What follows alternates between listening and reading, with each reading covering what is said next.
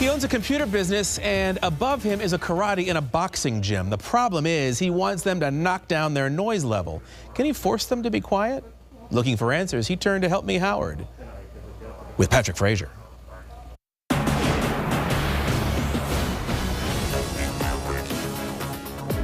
When you think about kids tinkering with computers, you think, that's kind of new. It's not. Well, I started in high school. It was one of those things back in the 70s that were just starting to come in to use. George has been in the computer business all his life and today owns 22nd Century Tech in Dania, where he repairs and builds computers. It's a challenge, and every day is different. And when you have your own business, you have a great boss. It's nice, unless that boss gets a headache at work. Sometimes there's loud bangs that just come unexpectedly. When George looked at this space, he noticed a karate and boxing gym on the second floor, but it was quiet that day. So he signed a lease and moved in. It's hard to concentrate when you hear slams and yells and beeps and buzzers. The noise, of course, is coming from that gym. What is that?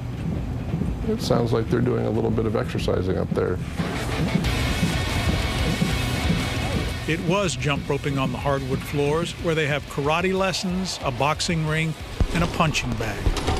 When they get the whole class moving, you know, given the age of this building, it wouldn't surprise me if they came crashing through. George asked them to put down mats to keep the place quiet. They did not. He kept a log of how many minutes it was unbearable for him each day, and then sent this cease and desist letter requesting some peace. Did the noise stop? No, it got louder.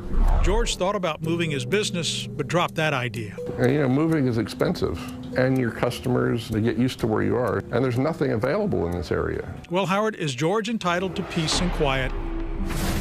If this were an apartment, condo, or home, you would be entitled to peace and quiet. But this is a commercial lease, and you don't get as much protection from noise. The law will then determine if you should have known there would be noise coming from the second floor, and in all likelihood, rule George is out of luck. I spoke to the owner of CANINO'S Karate and Boxing. Bonnie Canino said she understood George's problem and respected him, but carpet would get too sweaty and mats are too expensive. I spoke to the landlord. Tamara Wool said CANINO'S had been great tenants for 15 years. She said she told George about the noise, and if he was not happy, she would let him out of his lease and return his security deposit. George's reply? No. I don't see any reason why I should move. I'm not the one making the noise. George is not going to give up, though.